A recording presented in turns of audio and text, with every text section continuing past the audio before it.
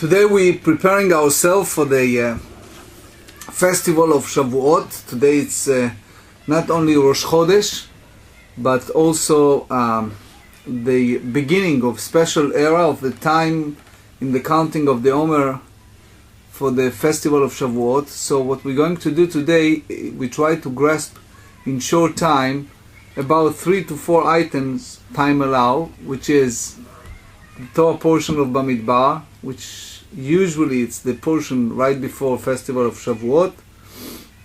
Then we're going to speak a little bit about the preparation for Shavuot and some of the minhagim. Time allow, we're going to deal a little bit with 6 perek of Avot, which is the perek that dealing with Torah. And if time allow, we'll go a little bit drop in the book of Ruth again. It's all in the framework of 1 hour. First and foremost, the P'arshat Bamidbar. This week's Torah portion of Bamidbar, the Tur, Tav Kaftet, Tur is one of the foundation of Code of Jewish Law. So he wrote in chapter 429 that there are simanim, that this Torah portion of Bamidbar is like one of those signals right before the holidays, giving us some type of signal for the upcoming event. And he used the word monim or manu ve'atzru, which means the count, the children of Israel, that's part of the Torah portion of Bamidbar, right before Aceret, which is one of the name of festival of Shavuot, which is they counting in a sense the people, the tribes. We also count the Homer, and the Aceret, the festival of Shavuot, Aceret, you stop doing work. If you see that the way that they put it as one of the 3 festivals, some of those names of festivals we're going to study, it's a biblical names, yet some other names that we very much use are not biblical, but yet we are using those names very, very much. So first, the idea of counting people, that's a common question. Why P'arshat Bamidbar, this week's Torah portion, dealing so much with counting the people? And the answer for that, it's because first, mitoch chibatam moneh otam, because the Almighty love is the same way as a person. When you love something, you count them constantly. For example, if you have matches, you don't count them. Or if you have a rice, you don't count the rice. But let's face it, when you have a bunch of money, right? So you go again and again and again and again, you counted too many times. I remember the other day the fellow that came back and he was counting whatever he won that game. So in our language is show chavivut lefanav yitbarach, which means the Almighty in a sense love, and because His love to us, He counting us. Another important part of Bamidbar is the counting us, because each of us count right before the time of giving the Torah, the time of a tremendous amount of spirituality by getting this blueprint of life, the Torah. The second part of Bamidbar, which is the Chanaya, the time that they park, different tribe, park in different location, and the Torah said, Saviv la Mishkan yachanu, around the Mishkan, around the tabernacle, they are set aside, like park, and each tribe has their own symbol, their own color. It reminds me, there is a song, both Ashkenazim and Sfardim use these songs on Friday night. It's called Kol Mekadesh Shvi'i. And in that song, on Friday night, Zemirot, Song of Shabbat, there is a line that said, Ish al machnehu ve'ish al diglo. Each one according to his camp and his flag, which means there is a belonging. Each group has their own flag, their own camp. So each tribe has their own flag, and each one of them has their own masoret, their own tradition. Why? It's go back from the time of Jacob. They are basically parked the way that they circle around his bed, because the Torah tells us that the 12 leader of the 12 children of Israel, they are around his bed at the time of his passing. And in that manner, when it's come to the tabernacle, the Mishkan, is no controversy. It's show some type of unity, because you see each tribe have their own description independently next week in Nassau.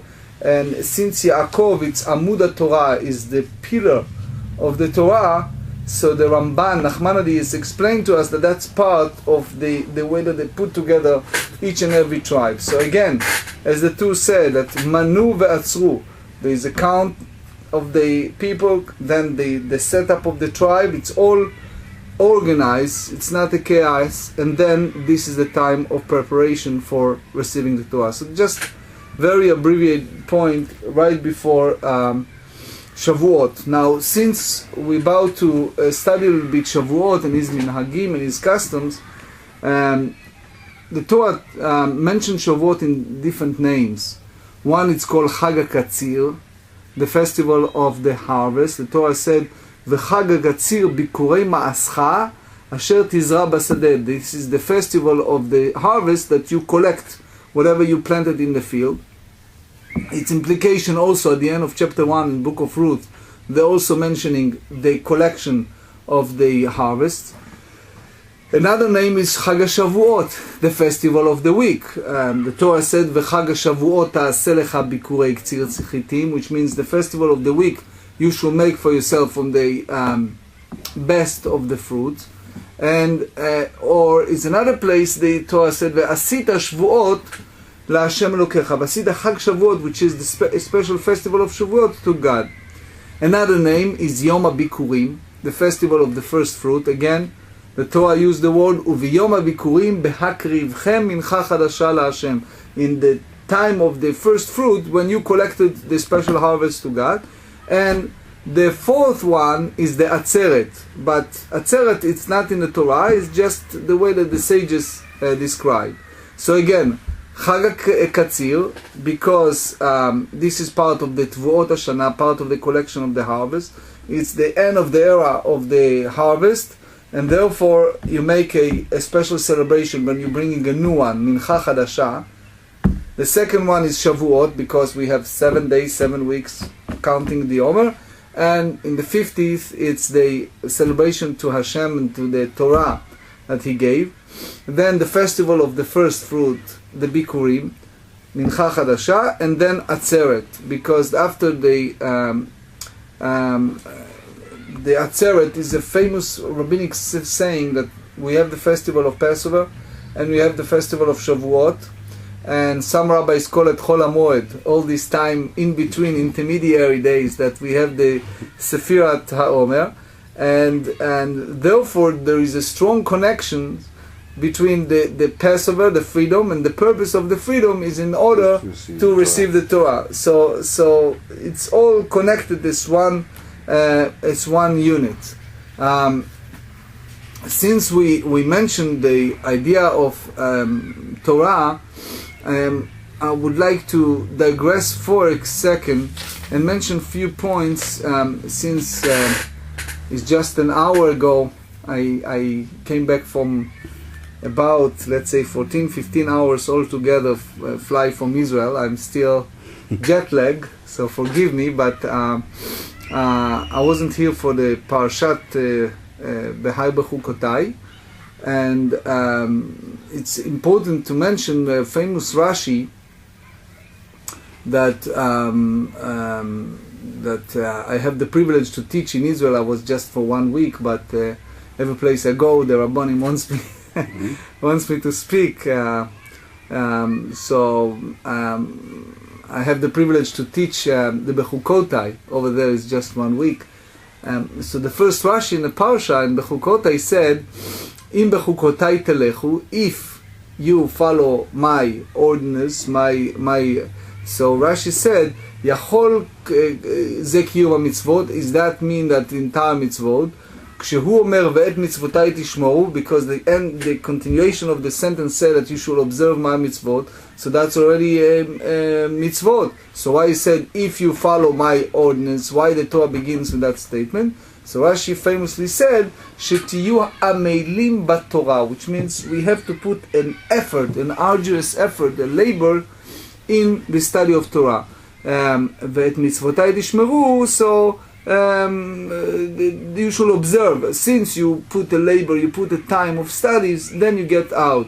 So the Or HaChaim, one of the relatively current commentators, it's about a 18th century, he wrote as follows. Let me read what Or HaChaim said. וטעם שקרא כתוב עמל התורה חוקה. Why the Torah call it as ordinances, as the law, the labor of Torah? לסד שיש בה מצווה, because it's part of the mitzvot in Torah, to study Torah. אפילו ללמוד דברים שלמדם פעמיים ושלוש, even to study things that you already studied them twice or three times. כי חפץ השם בעסק התורה, because God likes the idea of involving in Torah, even many times the same thing.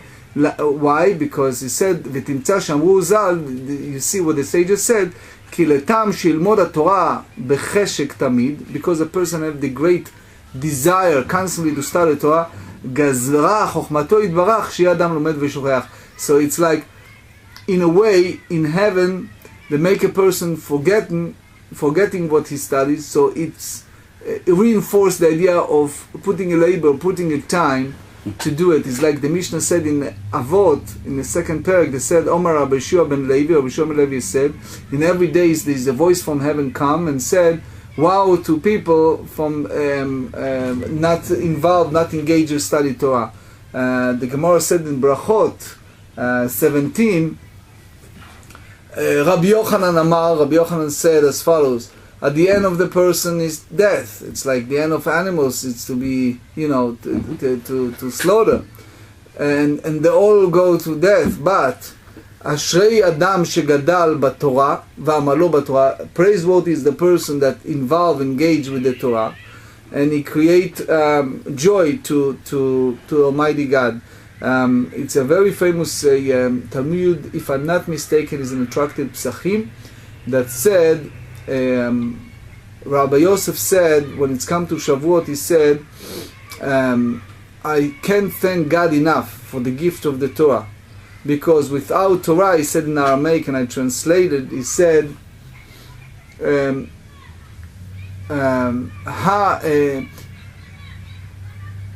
Kama Yosef ika beshuka, which means there are many Yosef in the market, outside in the street. Without Torah, there are many Joe Shmo. Makes me, Rav Yosef, the one who's involved in learning Torah, because of the Torah. So in other words, without Torah, there is no personality. I can... Psachim 68, we studied it last night. Thank you. Yeah, oh, you see? Correct, yeah. So, thank you. But it's a very important to realize that without Torah, the great gift, there is no life. What does that mean? I have the privilege to go and visit people in the senior citizens' house, assistant living, hospitals. It breaks my heart sometimes to see people who are big generals, big financial people, big names, and suddenly in some certain age, not always old age, right, it's over. Versus you see great rabbis like, I was with Rabbi Bergman in Israel yesterday, and he is the grandson of Rav Shach. And the late Rav Shach, a great Lithuanian rabbi, he was, if in my best recollection, 102 when he's still teaching, and he passed to 104. Or Rabbi Yashiv, who is the great posek in Israel to this very day, if I'm not mistaken, is 101 or 102. I met yesterday great rabbis. They never let me stay online, but I met Rabbi Kanievsky, or I met Rabbi Nissim Karelitz, great giant I met over there, and to me it's amazing to see people who are, as far as the body is fragile, and the body is hardly functioning, yet you see the brain, it's the sharpest possible. That's exactly what happened to a person who engaged with the Torah. It's sharpening a person's mind, and it's so beneficial that increase. But we don't do it for that. The famous statement we make at the Siyum Masechet, which is basically Gemara in Brachot 28, they said, we have a labor and they have labor, we have a labor and get reward, they have a labor not to get reward. We meant by that is just by being part of study Torah, it's already a reward by itself. Now it's important to remember what the Taz said and others said, that the Torah been successful only when a person really put his heart and soul in this, because it's not just happened by itself. It's the study and the constant delving and study and involve and study and involve. I can give you a small personal note. Everyone here knows that it's very easy for me to say, look, I'm very tired. I missed 2 nights of sleeping, right? And the flight is overwhelming. I met several friends on the plane, and before that I was busy from 5 in the morning to 11 at night, so I have all the excuses not to teach today, but because I value the importance of Torah teaching and Torah studying, so that supersedes anything else.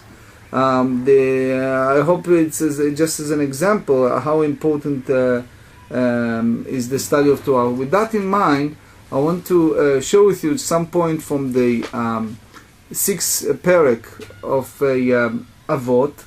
Again, it's a big question if this chapter 6 in Avot is part of Pirkei Avot or is a separate Braita. It's not clear, but it says a few things in regard to study Torah. Rabbi Meir said, Kol ha'osek b'Torah lishma, whoever engaged in Torah study for its own sake, and the whole idea of study Torah when it's come to Shavuot or the whole year round is the purpose of study Torah by itself. We have here the idea of try to study the entire night, or I'm lecturing every year for 16 years for 6 hours on the eve of Shavuot. Is the idea it's for its own sake. So he said, Zochel הדברים הרבה, merit many things. So the whole idea of engaging Torah for its own sake, it's very important to crystallize the idea. There are some quote-unquote societal values that people cherish. People look the ideal of a person's a sportsman, a person involved with muscles, person in financial world. In Judaism, what's important part is a person involved with Torah study for its own sake. Not to gain anything, but for its own sake. We said every day, Asher kiddeshanu b'mitzvotav, God is sanctified us and commanded us to involve with study on the Torah. So the same way as a business person, he's put his heart and soul in the business, and he tried to increase revenues, and his brain is working even he's not at the business, right? And he's all the times thinking the business. That's the way it should be when it's come to the Torah, that it's engaged in our heart and mind all the time, not only the time that we study, but all the others. That's the merits by itself.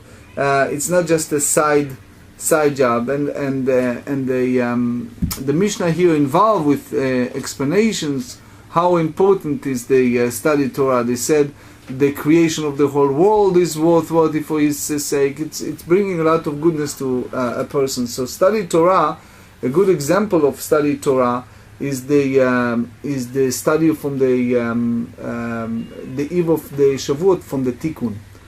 Let me share with you some important unclear point, and therefore it's important to discuss it. The whole idea of what we are doing at the eve of Shavuot, because I think humbly that people misconstrue the whole idea of the eve of Shavuot. I heard sometimes people said that to say the Tikkun, which is the abbreviation of the Torah Mishnah, Talmud, Zohar, etc., mitzvot, is for people who are uneducated, or people who just can read a book, but to study Gemara, to study Talmud, that's the most important part. I want to make it very clear. The source for that is the Zohar, who said that Rabbi Shimon and other Abbayim was set and study all night in the Ari, and others said that the importance of study night Torah. But if you follow strictly the way that the Zohar described it, and the way that the rabbis agreed, is the ideal of study is the tikkun, the way that basically Sephardim does mainly, the tikkun, which is the real idea of study Torah from all phrases. If a person cannot do that for some reasons, then you can involve with a certain section in the Torah, which is the Gemara. But at the first place, what should be done, if you really research the subject, you discover that the tikkun is the proper way of so for sure we can study a little bit, at the beginning of the evening, but to say the tikkun, and in those places that they have the chance to go to mikveh, etc., so they stop the tikkun and then they come back and continue to study tikkun, because the tikkun, which is a book that combines the whole sections, a little bit from every parasha in the Torah, and then from the Tanakh, from Joshua to Chronicles, then the Mishnah, the Talmud, etc. It's a small book that abbreviates the beginning and end of every book and every parasha. That's basically the foundation of a whole evening of Shavuot, eve of Shavuot, to study Torah all night. The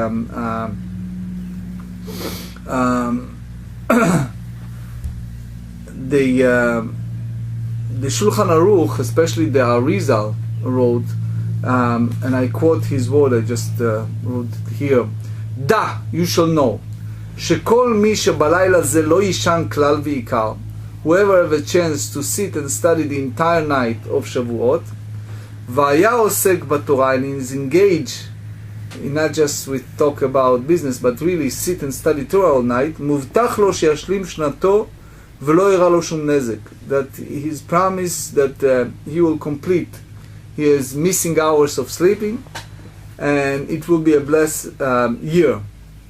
So there are some rabbis have some questions, because if a person in the morning, instead of reading the Ruth or davening, his head is fall asleep, he's napping.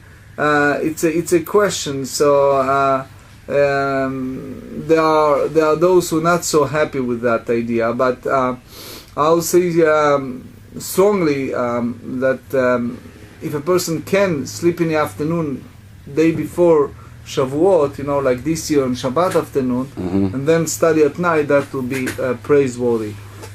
Since we're running out of time, I want to share with you some point on Shavuot. First, the akdamot. If you look at the Sidurim, you see the alphabetical order of the akdamot. Some attribute to Rabbi Meir, Rabbi Yitzchak, that he was a Chazan in Vermaiza, which is the worms, and some say that it was 13th century, some say that it's early, time of Rashi, some say that it was 10th century, then Rashi studied from him, and he's doing the first crusade, but according to that legend, and Judaism is very important legend, is that he was one of the people who were perished and tortured by the executioner during the first crusade, and because he sanctified the name of God so much in the great disputation with the at that time with the priests, they tried to convince him to give up Judaism. Again, we talk about the first crusade. That's his composition before he perished. He's like thanking God for life, and he's thanking God for the end of life, and that's basically the akdamot, which is a description of creation and description of how the Torah basically preceded the creation, and it's go by alphabetical order. We basically open the Torah and we're about to start the first aliyah, the Kohen aliyah, the first aliyah, and we say the akdamot, right?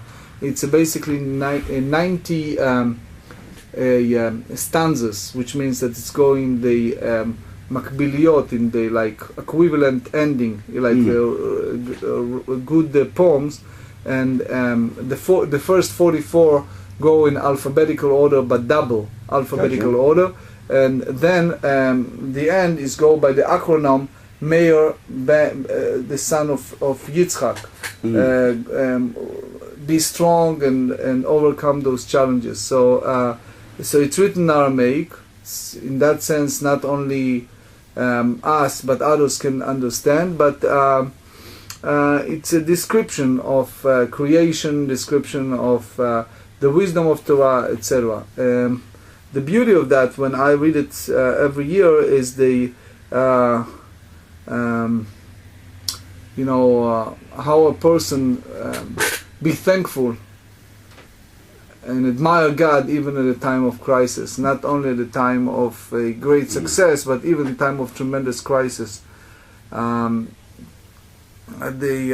think I told you, I'm not sure, but remind me if I already told you that story, that when I was a student, we have one time a student that have a crisis, and walk in the classroom and was very happy that things turn around for good, and the teacher asked, do you thanking God the same way for bad, the same way as good? Here you see an example of someone who's about to get killed, yet he praised God for the gift of the Torah. So that's the idea. Some rabbis said that we should cover the Torah first and say akdamot. It's a different minhagim when exactly we should say it. For example, the Sephardim, they do it, but they do it later. Musaf, Sephard, they do something fascinating. Since we have some Sephardim here, when they're taking out the Torah and they're reading the ketubah, which is the marriage agreements between nation of Israel and God. The rabbi who composed it is Rabbi Israel Najara. There is a street after him in Givat Shaul in Israel, and he basically does the same thing as the Song of Songs, is the expression of love between Knesset Israel, the assembly of Israel, and God, in a sense of ketubah, the marriage agreement. So that's he wrote the bride and the groom are happy for getting this great blueprint of the giving of Torah. Someone asked me a question about the minhag of decorating the synagogue with different greenery.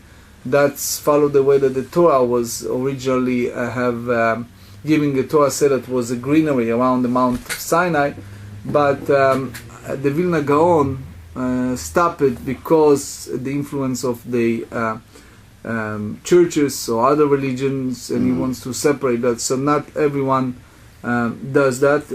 You know that we are reading the book of Ruth on Shavuot. There are several reasons. One of them is the idea that it's called Chag Matan Torah. This is the time of the giving the Torah. Even there are some hold that when you go to the time with the Aseret Adibroth, with the Yom Kippur, 40 days for Elul, but the comparison with Ruth in that sense is the same way as she gets the Torah or be accepted toward suffering, toward poverty. She gets it in a very hard way in order to be part of our nation. So that's the idea of Torah, that it's not just come with the silver spoon. A person needs to go to something in order to understand it. The Vilna Gaon said that we should use a real Megillah, meaning a real Megillah scroll, like you do in Esther, etc., and you make 2 brachot, Al Mikra Megillah and Shechayanu, before reading the book of Ruth. And there are some shuls, like I saw it in Yeshivat Merkaz Arav in Yerushalayim and other yeshivot, that they have a part of the Aron Kodesh, part of the Ark, they have scrolls of the Tanakh. And you pick up a scroll and a expert Torah reader read the Haftorah, or in this case the Megillah from a scroll. Here we do it only the second day of Shavuot, Again, there are some who say that it's because of the King David, who was descendants of Ruth, and he was born and died in Shavuot, and it's also clear the name of the family and his lineage. Important point that I want to mention with the Torah reading of Shavuot, if you pay attention at the reading, you see the Ta'am ha'elyon ve Ta'am ha'tachton, which means when it's come to the Ten Commandments, when we read the Ten Commandments doing the regular reading versus when we read it doing the festival of Shavuot, so there are, in our tradition, there are two different connotations, shtei manginot, two different ways.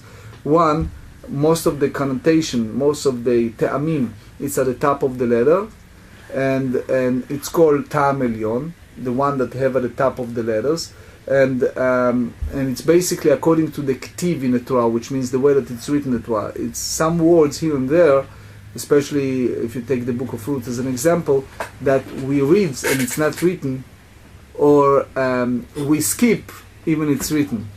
So it's concept of kri and ktiv. Kri, it's how do you pronounce it. Ktiv, it's the way that it's written. So since in the Sefer Torah there is no, we don't divide it between the psukim. It's only patuach and satum, only the paragraph, if it's end of paragraph or it's all one big paragraph. So for example, from Anochi, from I'm your Lord your God, until Lot Isai, you shall not have others, it's one parsha. So there are two ways to understand. For example, take the commandments, you shall not kill, you shall not steal, etc.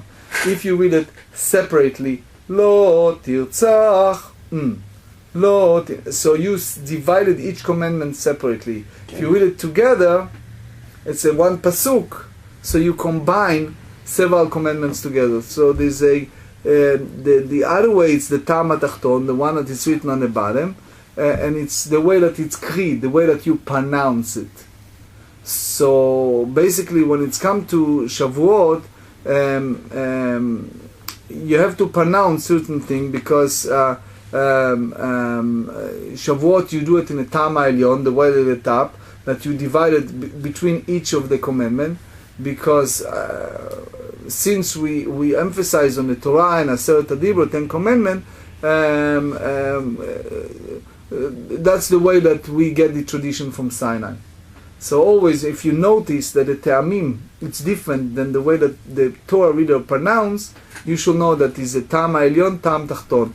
Ta'am ha'elyon, it's in Shavuot, the top of the words. Ta'am tachton, it's when you read the regular Torah portion of Yitro or Vayetchanan, the two Torah portion that contain the Aseret Adibot.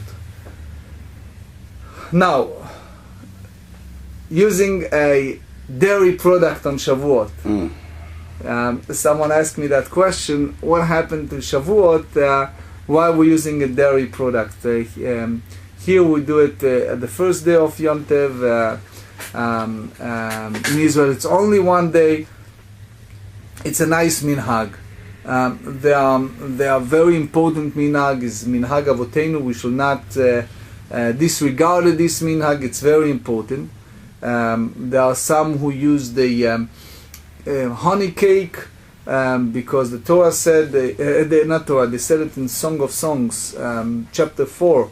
They said, Vash v'chalav tachat leshonech, milk and honey is under your tongue, which is the application to the Torah. So someone who received the Torah, he has this concept of milk and honey.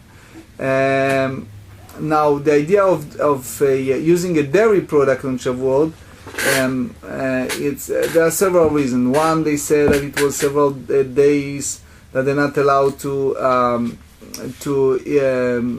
eat meat in order to be ready. So let me go for all the explanation as far as I remember. One is the idea that the same way in the other festival, we have 3 festivals: Passover, Shavuot, and Sukkot. Passover, we have 2 different tavshilim, 2 different cook food. One to commemorate the Passover, and one to commemorate the Korban Chagiga, another important offering. So in that sense, we make a zeicher lekorban hayom to commemorate the offering that we don't have the Beit HaMikdash, we don't bring the offering. Sure. So we have one, it's the two loaf of bread, right? Now, because you cannot eat dairy and milk from the same bread, so you need to put two bread on a table that it's like an altar. So that's one reason. Another reason is because that day they pull out Moses out of the water. According to tradition, it happened on the 6th of Sivan, the Shavuot. So according to Midrash, he didn't want to nurse from a non-Hebrew mother. So therefore, that's application to milk, and to commemorate that, we eat a dairy product.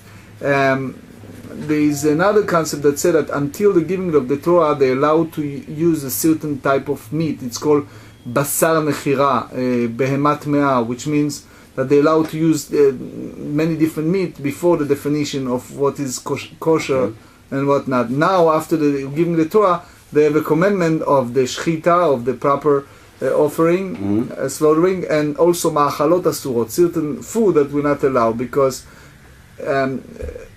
within the 10 commandments we have the implication of all the 613, and right. Because these utensils are forbidden for them, and they cannot have hag'alah, they cannot kosher these utensils before the Shavuot because it was Shabbat, and everyone agreed that on Shabbat they get the Torah at that time.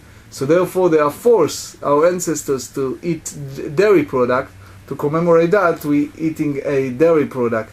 Some hold that because one of the 7 Noachide laws is another explanation. It's called Isur Ever Min Achai, a prohibition against eating part of the animal when they're still alive. So because it was at the time of the getting the Torah, they afraid to violate that, one of the important 7 Noachide laws. And the Torah said Eretz Zavat Chalav Udvash. So and after they giving the Torah, they allow certain species and certain conditions. So that's the reason they're eating it. In acronym, in the Torah reading of Shavuot, Mincha Chadasha LaHashem BeShavuotechem, giving a new offering to Hashem on the festival of Shavuot, is abbreviation of Mechalav, from a dairy product. Chalav, if you take the Chet, it's 8 in numerical value, and Lamed is 30, and Bet is 2. If you put all together, how much is it? 40. So that's the 40 days that Moshe was in Sinai. So that's another explanation why you use the Chalav. The Midrash said that the Har Sinai, Mount Sinai, has 88 names, and one of them is the way that they use in the book of Psalms, Gavnunim. Gavnunim, it's like white and clear, like cheese, like white cheese. So that's, some said the reason they're eating cheese. Some said because milk or dairy product, it's humbleness. People don't. Eating meat, some hold that create haughtiness or arrogancy. So because the idea of getting Torah, it's from a point of being humble. But as we said, that the key point is that because the Torah, it's like milk and honey, and that's part of the important of the Torah, that everyone who involved with Torah, it's like purifying his neshama, his soul, and he became pure. Take for example, the certain species are forbidden. Like take the bee. The bee is forbidden, but the honey that come out of bee is kosher. It's allowed. So the same way, it's the milk. That beginning of the milk, it's forbidden, but then it became a milk that you allow, because the sages said, Dam ne'echar v'na'asa chalav. Originally it's blood, but when it's come out of the cow, it's become milk. Right. So it's again, it's implication to the whole idea of doing that. But as I said, there's a minhag. Now people said, but it's a festival and there's a minhag to eat meat in a festival, so how are you going to do that? So it's simple.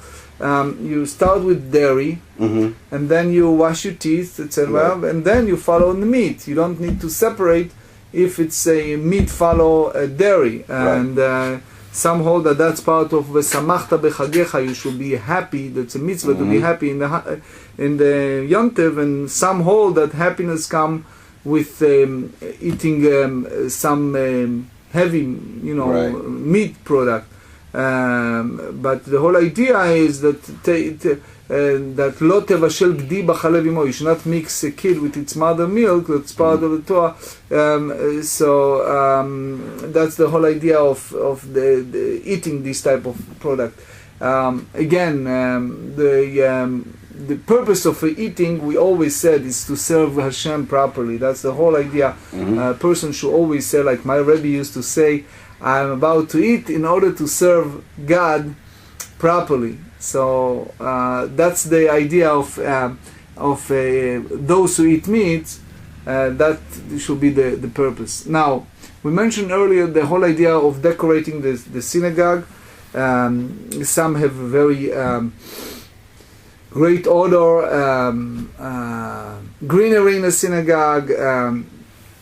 Why we're doing that? So the first explanation is because Moshe Rabbeinu, was born in 7 of Adar, and the Torah said that they hide him 3 months until the 6th of Sivan, and then she put him in the little carriage, putting in the suf, and the suf is those greenery that weeds that to commemorate the miracle that happened to Moshe Rabbeinu. It's like they rose among the throat, that they said in the book of the Song of Songs.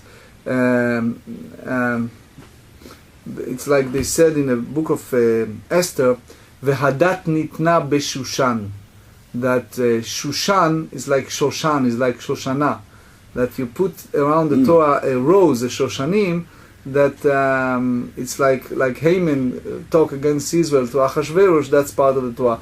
If you remember when we studied Tractate Tamid, the one we just did the Siyum, so it's a description of Beit HaMikdash, and they said the Koresh in the second Beit HaMikdash require close to the Holy of Holies to put the sign of entrance of the Shushan, either to remind them that they are subjugated to him in some ways, or he is the one who allowed them to do it. It's a lot of reasons why they did it, but it's the description of Shushan there. So in that sense, it's either Shushan or Shoshana, depend how you look. It's a part of description of the ancient minagim. There are many minagim. It's like in Magensas, they used to have a special chalot that they used to make it looks like a 10 Commandments.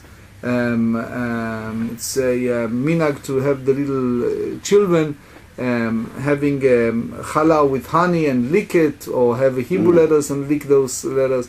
It's a beautiful minhagim when it's involved to Chag HaShavuot.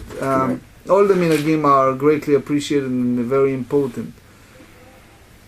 Now, let me ask you a question. Since we discuss so much a different point of Shavuot, what's the real reason why we should go by the Tikkun better than just studying Gemara at the eve of Shavuot? Why? Why we should involve with Tikkun more than just study Gemara at the eve of Shavuot? So we explain that the idea of the Tikkun, the book of Tikkun, it's a combination of the written Torah and the oral Torah, and the Zohar, etc., and the abbreviation of the 613 mitzvot. And because the Zohar in his Tikkunim explained that that's the idea that the person should wait for the Torah, and it's a combination of the entire Torah, because that's the time of the great marriage between Israel and God and Torah. So therefore, to do the tikkun, to do the repair of all the mistakes that the person make, or the whole mistake as a nation. That's the reason why we have this idea of reading the Torah. Okay, now, since I promised, I want to mention something from Ruth.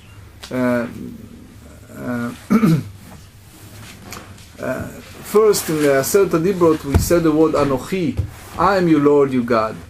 And Anochi is also the idea of Boaz said to Ruth, if Tov will redeem you, fine, but if not, Anochi, which is application to the first of the Ten Commandments that Hashem promised that He will take care, even at the time of great exile, He will take care of our needs.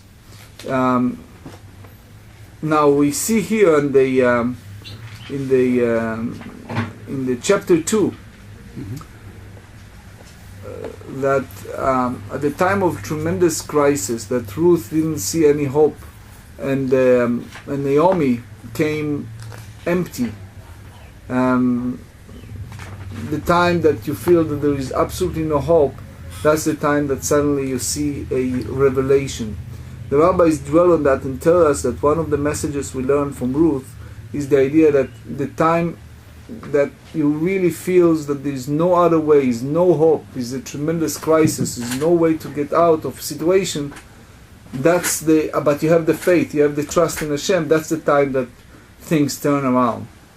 And the rabbis tells us that it's so important to involve with daily study Torah and the study of Torah all the time, because look at Ruth and Naomi, they have nothing, but they have faith and they have belief in the Torah. So without that, there is nothing. So all of a sudden, at the midst of this great poverty and great crisis, losing family members, losing all the wealth, losing all the friends, right? Suddenly, Naomi moda leisha ish gibor chayil. Naomi is a relative to her husband, a man of sustenance. How she came to that idea? How suddenly she get to this person? How she told her daughter-in-law to go and glean there? So it shows you that when a person have full faith, or reach a point that he's put his full trust in God, God appear and help a person, put him out. In our simple language, if a person trusts another person or trusts materials, so in a sense God said, okay, you're trusting something else, trust and see what happens. But if a person put his full trust to God, then suddenly Boaz appeared in the story. So the rabbis ask a question, why they use the word Hashava misde Moab? She returned from the field of Moab. She's not returned from the field of Moab, because in a sense, if you tell me Naomi returned, I agree, but the pasuk, the last sentence in the Perek Aleph, in the first chapter, said Veruta Moaviyah Karataimar. Naomi came together with Ruth, who returned from the field of Moab. Ruth is not returned from the field of Moab, she just came from Moab. And the rabbis dwell on the idea that it's returning because it's the soul of the tikkun. That's the soul of the broken-hearted Ruth that originally needs to come and do all this tikkun toward Boaz and toward coming and at night and all of that in order to repair mistakes in the past. So that's, again, the Rekanati, one of the great Kabbalistic rabbis, explained to us when a person see a crisis in his or her lives, and they see situations that they don't know why I'm in this situation, what's happened to me, why I'm in such a person should always think, in a sense, that maybe it's my tikkun olam in person. I'm in a situation because that's maybe part of my tikkun, part of what I need to repair, maybe from past life, maybe from mistakes. Ruth is a persona, is a epitome of a person that Hashavam is the Moab. She returned from the field of Moab. Moab is the one who disregarded the Jewish people, didn't want to treat them with the bread and the water. Moab is the one who descended from Lot, who came from a sin of daughters and a father, right? Forbidden relation. Her part of Tikkun Olam, are you saying repair of the world? Just that was her part. Or her part of Tikkun Olam is the idea that she have the spark of the soul that came early from Lot. And Lot left Abraham, house of kindness, went to Sodom and Gomorrah, ends up by being in a cave and have illicit relation with his daughter. One of the sons is Moab, Ammon and Moab, two sons from two daughters, and that Moab refused to give the Jewish people, when they starved and they left Egypt, refused to give them bread and water, and that Moab was forbidden to marry the male of Moab, and that Moab is these bad kings, all kind of name of kings. You read in the Torah Balak, you read in the Eglon, all these bad names, yet she came out of all of that as a spark of a soul that needs to have a tikkun. So she returned from the Moab in order to repair the mistakes that happened in the past. The worst things that happen all have ultimately a part in tikkun olam. A person can turn around, any situation in life, out of the worst situation, and make it the best. If he has the faith and a strong belief, not just faith, but the belief in a sense that any time that the crisis befall a person, the best thing that my Rabbi used to say, it's increasing Torah. I sat with Rav Nissim Karelitz, and he gave me so much encouragement. He said, I heard that you increased the Daf Yomi and the Torah study and more. He says, you should continue increasing Torah, because that's the best resolution. Like Rav Shach used to say, Torah magne umatzle, it's nothing better than the Torah. So when a person has the Torah in his heart, involved in more Torah, anytime you have a problem, you study more Torah in that sense, engage more in the Torah and mitzvot, and have a strong faith, suddenly you see that this is part of the tikkun. Suddenly God bringing you a light, like ray of light, see that it's the light at the end of the tunnel. Does Ruth ever imagine that she will have a children? No. Did she ever imagine to be accepted as a convert? No. Did she ever imagine that she will be wealthy, with married to a respected judge? She ever imagined that from her womb the great-grandson will be the king of Israel, that the most recognized forever, that is called Regel Revi'i B'Merkava, the fourth leg in the chariot of God, the King David? She did it from her heart. Yeah, she did from her heart in a strong belief in what she's doing is right.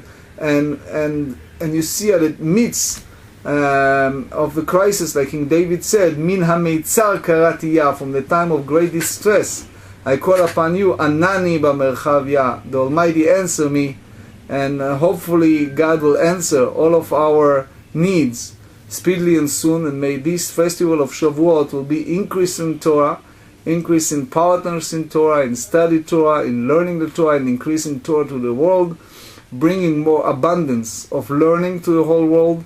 The core for our success is education, teaching other people, teaching the value of Torah, value of Judaism, value of who we are and what we are. And Hashem will help us that with all of this great learning, may we increase our abundance of good, and may Hashem bring us the great Torah and understanding of Torah to ourselves, to our children, grandchildren. Thank you very much.